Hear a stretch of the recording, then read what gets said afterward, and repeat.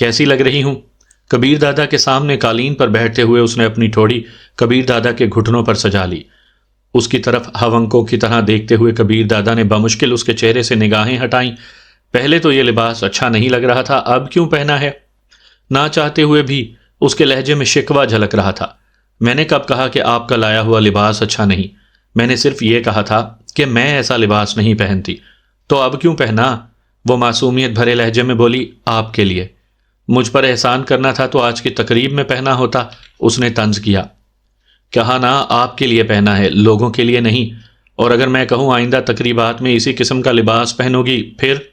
وہ وارفتگی سے بولی، میں صرف آپ کے لیے سجنا سنورنا چاہتی ہوں، آپ کے لیے ہنسنا مسکرانا چاہتی ہوں، آپ پر اپنی خدمتیں نچھاور کرنا چاہتی ہوں، اور اگر آپ کی خوشی اسی میں ہے کہ ایسے بے حجابانہ کپڑے پہن کر سب کے سامنے گھومتی پھروں تو دل نہ چاہتے ہوئے بھی میں ایسا کروں گی۔